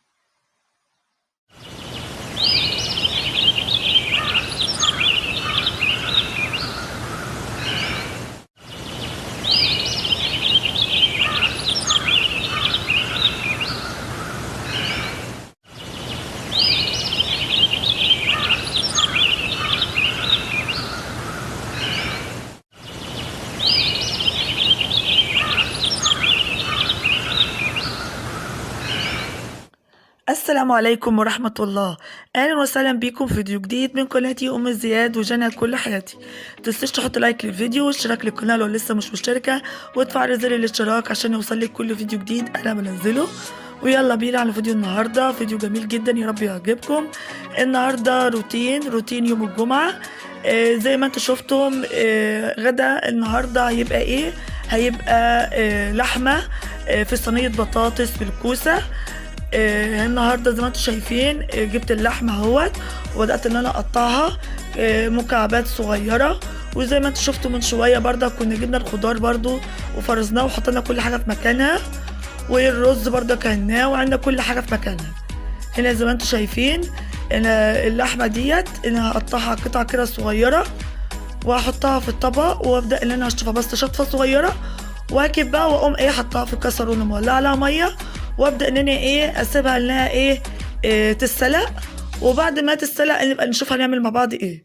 بدات ان انا ايه قلت افرز بقى الجبنه اللي هو جايالي، احطها بقى في علبه علشان بس ما تبص مني، احطها في علبتها لان العلبه ديت انا بحط فيها الجبنه الرومي. وبرده الجبنه البيضه ديت اللي هي جبنه جرينلاند بحطها بردك في بوله برده مخصوصه ليها، برده بحطها بردك وبفرزها في العلبه. وبدات ان انا ايه اعمل فطار ليا انا وجنى. هعمل سندوتشات سخنه هعملها واسويها في الفرن، بدل ما انا اسويها على البوتاجاز لا اسويها في الفرن. وبدات طبعا اللحمه وهي بتغلي على النار طبعا بيطلع منها ريم، بدات ان انا ايه اشيله كده علشان انا مش هكب الميه بتاعتها. هي طول ما هي بتتسلق كده انا بشيل بس منها الريم اللي هو الريم اللي مش كويس ده، هشيله وايه وارميه على طول، واقوم ايه اي حاجه بتطلع كده بماء الغلوان بشيلها على طول. طبعا في ناس ان هي اول ما بتبدا اللحمه بتغلي في الميه اللي هي بتسلقها فيها بتكبها وتقوم ايه حطها في حبه ميه وتشوحها يعني بمستكه وحبهان وكلام من ده في شويه زيت. فانا الفكره ديت انا بعملها على طول. بعمل ايه او بحط الميه مع اللحمه واسيبها انها تغلي مع بعض. طبعا بسويها علشان ايه اطلع منها الريم اللي هو مش كويس ده اللي مش حلو. بيبقى ريم اسود وحاجات من دي طبعا طالع من اللحمه، فعلى طول بقوم ايه ريمها. طول ما بتغلي بشيل الريم لغايه ديت خالص لما ما عادش بتطلع منها ريم، مش ريم ولا رغوه ولا اي حاجه فيها. بقوم على طول بقوم ايه بشوحها على طول. فانا هنا زي ما انتم شايفين مش هطول معاكم. الوقت ما هنيجي برضو للمنظر الوقت واحنا بنشوف في الفيديو، بس انا قلت ببدأ بقى معاكم بقى الفطار. هنا جبت بيضتين ضربتهم وعملت ايه في الساندوتش جبنه بيضه بطعم الشيدر، وقمت حاطه قطع جبنه رومي وحطيت من فوقه حبه بيض من اللي انا ايه رجاهم. هسويهم كده في الساندوتش اللي انتوا شايفينه دوت اهو زي ما انا بوريكم. بعمل ايه السندوتشات دي سندوتشات سخنه. طبعا هنا عندنا في دمياط بنحب السندوتشات السخنه قوي، يعني هنا معظم الاطفال والناس كلها هنا اكترنا بتحب السندوتشات السخنه. حتى بنقعد نشتري من بره. طبعا السندوتش بره دوت غلا، يعني بقى غالي قوي، ما هوش رخيص، لا هو غالي قوي. يعني انت دلوقتي تيجي تجيبيه دلوقتي يعني بقى ب 16 جنيه تقريبا السندوتش تقريبا او يمكن اكتر. فانا هنا بعمله هنا في البيت على ايدي، حاجه انا ضامنه نظافتها، وحاجه انا بحط الحاجه اللي انا حباها بحطها فيها. هنا حطيت قطع زبده اللي هو الشيدر ايه اللي هي القشطه الصفراء، وحطيت عليها ايه من تحتها ايه الجبنه البيضاء، وهحط من فوقها كمان شويه البيض اللي انا رجاهم. طبعا انا جبت ال4 بيضات رجيتهم وعملتهم على 4 سندوتشات.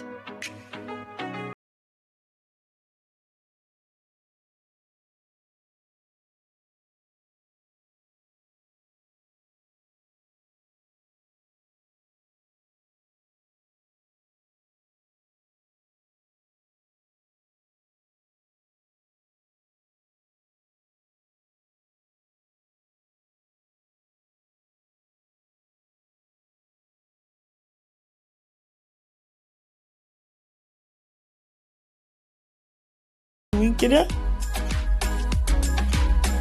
بجد، طعم حلو قوي. عملت حاجه سريعه وفي الوقت منجزه بسرعه عشان اقدر ايه اكمل بقى ايه الغدا بتاع النهارده. عملت الفطار اهو دوت فطاري انا وجنى، وعملت كمان كوبايه شاي. ما عملتش النهارده نسكافيه ولا شاي بلبن ولا قهوه ولا اي حاجه. النهارده حبيت اني اعمل بس كوبايه شاي.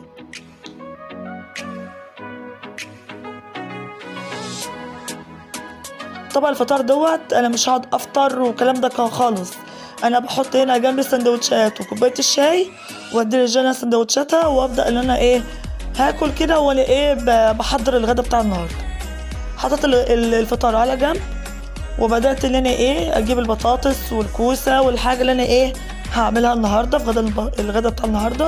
هنا زي ما انتم شايفين الفطار اهو على جنب، مستنيه بس جنى كانت بتجيب لي حاجه بس من تحت، واول ما تيجي اديلها فطارها تقعد تفطر وانا ايه ابدا بقى في الغدا بتاع النهارده.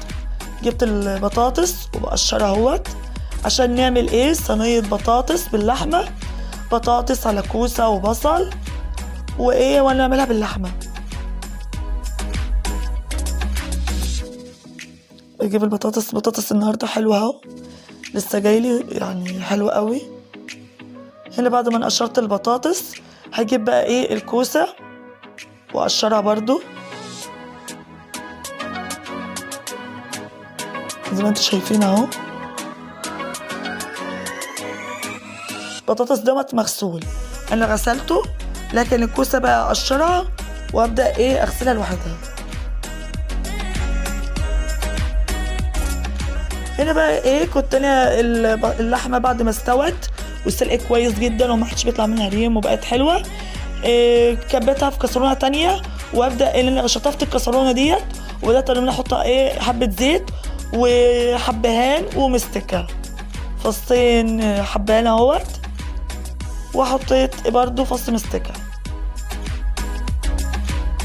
واول ما المستكه والحبهان يشوحوا كده مع الزيت هبدا انزل بقى ايه باللحمه الشوربه اللي انا ايه كنت انا غلياها وسلقاها، وهكمل سويها بايه بميه مغليه من الكتل. هنا بعد ما هي استوت وغلت كمان غلوتين واتاكدت خلاص ان هي استوت، هبدا بقى احط لها الملح. طبعا احنا كنا غاليينها ومسويينها في ميه بس، مش حاطين فيها اي حاجه غير ميه، ما حطينالهاش ملح، لان طبعا لو حطينا الملح هتقلل سويها مش هتخليها تستوي خالص. هنا بدأت بقى ايه اعمل صينية البطاطس. طبعا اللحمة دخلت في السوية واستوت وبقت جميلة. بدأت اعمل بقى صينية البطاطس بتاعتي علشان ايه هحط في قلبها اللحمه بقى ايه وخليها تستوي على النار، وبعد كده ندخلها الفرن. بدأت ان انا عملت شرايح البصل الاول في الصينيه، طبعا كل حاجه غسلاها ونضفها وكل حاجه متاكده من نظافتها. ابدا بقى ان اقطع كل حاجه. انا هنا بقطع البصل، ساعات بقطعه حلقات حسب بقى ايه، باجي في القطعه الاخرانيه كده وبقوم مقطعه اي حاجه، يعني مش هتفرق يعني التقطيع. قطعت البطاطس برضو حلقات برضو متساويه، والكوسه نفس الكلام، كل حاجه لها تقطيع معينه كده، مش قطعه يعني تقطيع دواير، لا انا مقطعه طول تقطيع طولي كده، بحيث ان انا ايه ما استهدرش معايا ايه بطاطس كتير او كوسه كتير، وفي نفس الوقت يبقى شكله حلو كمان في الصينيه.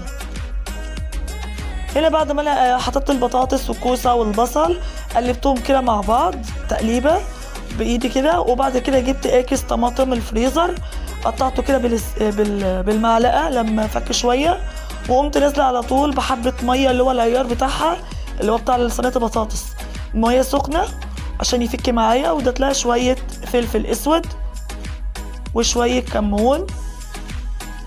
انا بفتح علبه الكمون اهو عشان احط شويه كمون، واحط شويه بهارات لحمه بتدي لها طعم برضو حلو، كمان انا هعمل صينيه بطاطس باللحمه، فانا شويه البهارات اللحمه دي بتدي لها طعم.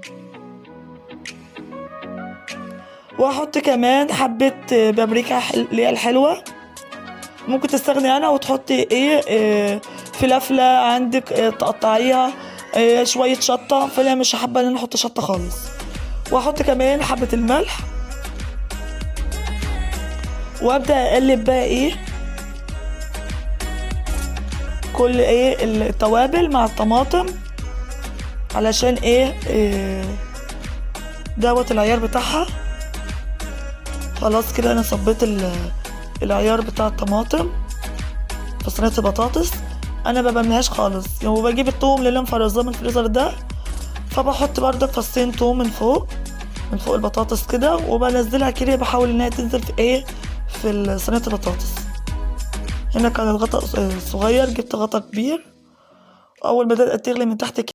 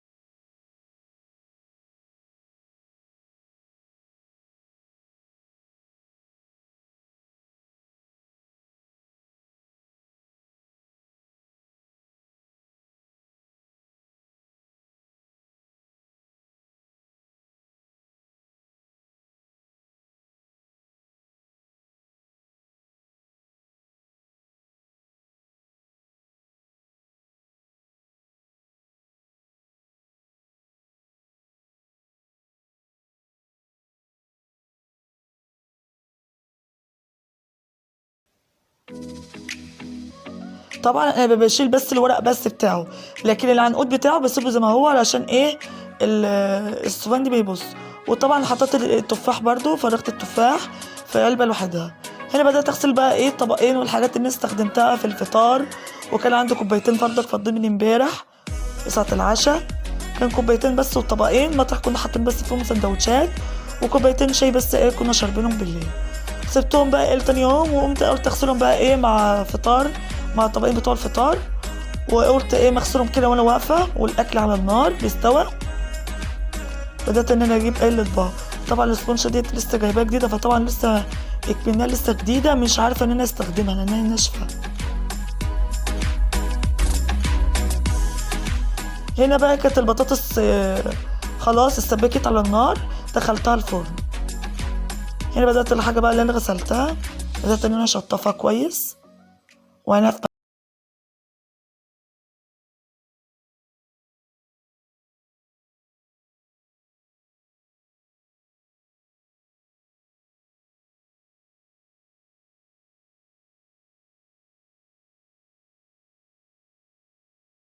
بحط بالازازه السائل بينزل في الارض، بيستهدر مني السائل على الفاضي. فانا جبت العلبه ديت، حطيتها الباب بريل وشويه خل وشويه ميه، وحطيت ايه اللفه في قلبها، لان اللوف اللي عندي طبعا ما عادش نافع، مش كويس خالص. سبته بقى نستخدمه بقى ايه للحوض، للرخامه، البوتاجاز، كلام من ده. لكن اللوفه بقى اللي انا جبتها لسه جايه جديده ديت، جنى كانت بتجيبها لي، راحت تجيبها من السوبر ماركت هي، وكنت محتاجة مشابك ولوفة وبرسيل جل، فيها نزلت جابتهم لي من السوبر ماركت واجت. لما حضرت الفطار كانت هي جابتهم واجت، فطبعا منها ناشفة وكده، فانا حطيتها ايه السائل اللي هو البريل في قلب علبة علشان اعرف استخدمها كويس. انا بعد ما خلصت المواعين زي ما انتم شايفين، بدأت اغسل الرخامة والترابيزة، وروقت الدنيا كده جنبي عشان لما اخرج من المطبخ ما احسش ايه ان في حاجه تانية لسه ورايا ايه، واحس بمشقه يعني وتعب في قلب المطبخ. طبعا المطبخ طبعا كل ست ما بتحبش وقفه المطبخ ده خالص، بالذات يوم الجمعه بيبقى يوم طبيخ ويوم مشقه وتعب، بيبقى كل حاجه متكبسه فوق دماغها، تبقى محتاره تعمل ايه ولا ايه. ففي بايدك كده تحضري الطبيخ وتحضري كل حاجه في ايدك، وراكي طبقين وراكي اي حاجه تغسليهم اول باول عشان ما يكومش قدامك مواعين او يكوم عليكي حاجات تتعمل كتير. طبعا في الوقت اللي انا بعمل فيه دوت طبعا مشغله الغساله، انا لو كنت مشغله لكم الصوت كنت تسمعوا صوت الغساله والله وهي عماله تزن. فقلت كويس ان انا بسجل لكم الصوت وما كنتش هتسمعوا مني اي حاجه، الغساله شغاله بتعصر ولا مشغله الشفاط كمان ودوشه التلفزيون، فمش هتسمعوا مني حاجه. فانا ما بسجل لكم هنا الصوت يعني الصوت بتبقى سامعين مني، الصوت اللي بتسمعوا مني انا بقول لكم ايه وكده، هتحسوا الفيديو كويس.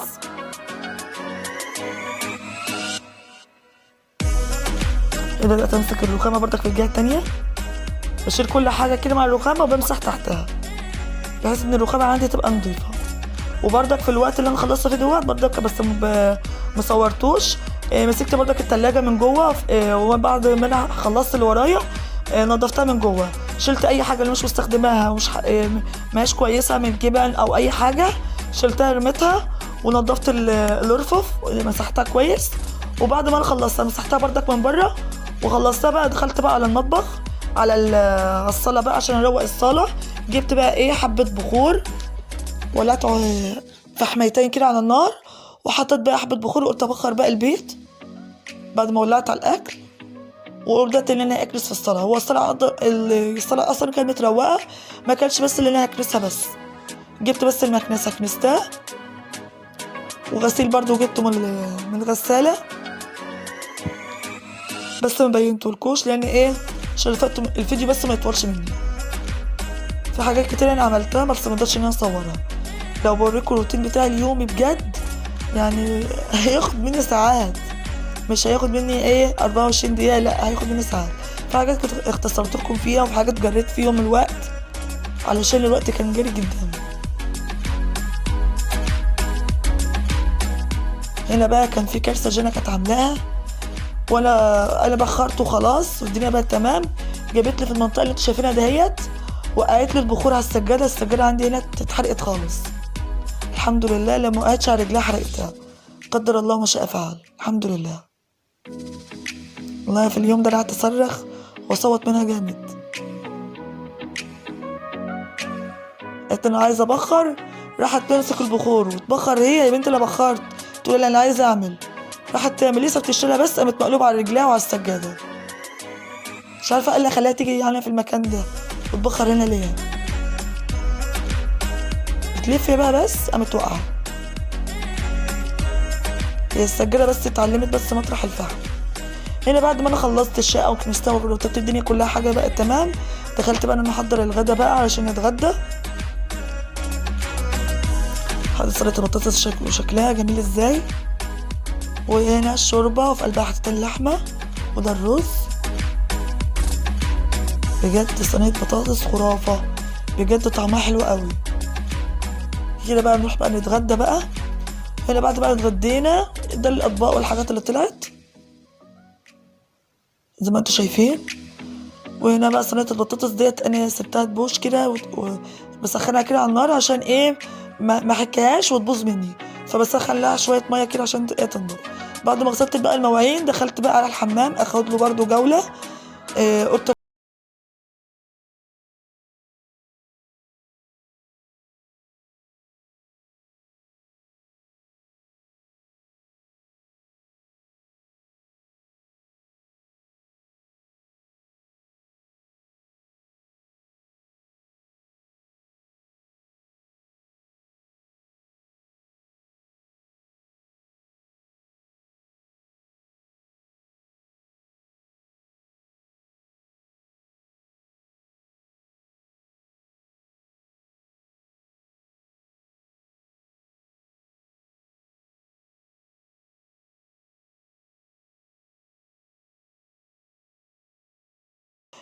تولت عندك الارضيه اكتر حاجات دي اللي بتتوسخ في ايدك على طول فيها. انا كل يوم بغسل الحوض الحنفيه والحيطه اللي هي جنب الحوض ديت والتواليت والارضيه، بس ما بغسلش الحيطان بقيتها لان الحيطان بقيتها تبقى نظيفه. فمثلا بعد يومين او 3 ايام كده بقوم ايه ماسكه الحمام كله غسلها. هو ما بياخدش مني وقت، الحمام يعني مش كبير قوي يعني عشان هياخد مني وقت، فبياخدش مني وقت بسرعه يعني بسرعه كده تخلص. ساعات بعمل بالمساحه بتاعت الهلوبه الجميله ديت، بعمل بقى الحيطان من فوق السقفيه وابقى بقى الحيطان، وساعات بعمل بقى الارضيه، وساعات بعمل بالمقشه، وساعات بعمل باللوفه اللي بيجي على ايدي يعني ساعتها بعمله. انا بعمل الجوله الكبيره قوي ديت بعملها باللوفه، لو هو نضيف بعمل بالمساحه، والمقشه بعمل بقى ايه لو انا مستعجله مش كل الاوقات يعني. تتلبى كبة على الارض حبة برسيل جل او حبة جنرال وشوية كرور، واقوم دعكة بالمقشة كده في الارض وعلى الحيطان كده من الطروف وبس، تلاقي الدنيا بقت عندي زي الفل. يومين تلاقيني بعمل كده.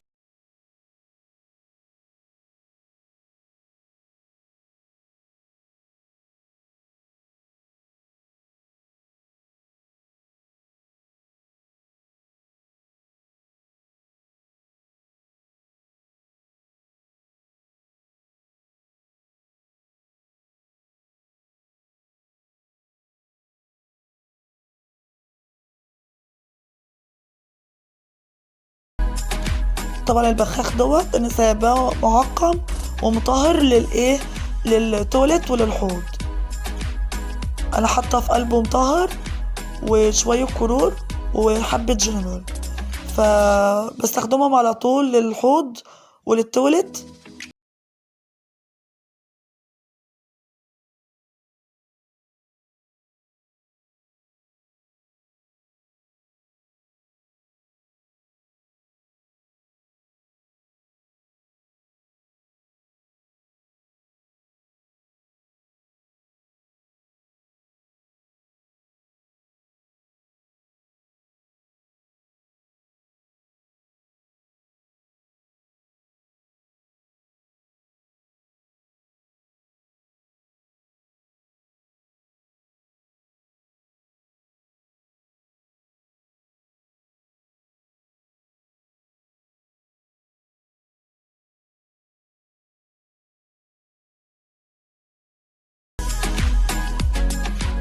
طبعا انتوا شايفين الارضيه تحسوا ان الفريز عندي غامق، بس هو عندي الفريز بس بالكاميرا باين اللي هو كده.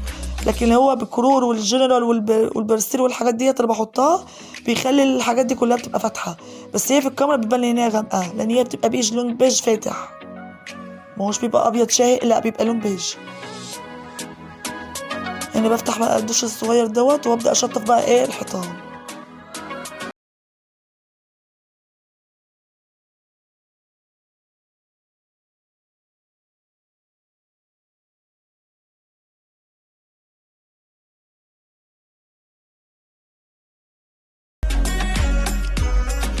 طبعا الشباك ده على مسقط عشان محدش يقول لي ايه انت بتعملي كده والميه تنزل لحد تحت، لا مفيش كده، مفيش عندي حد خالص، ده مسقط وانا في الدور الاول فبينزل في المسقط على طول.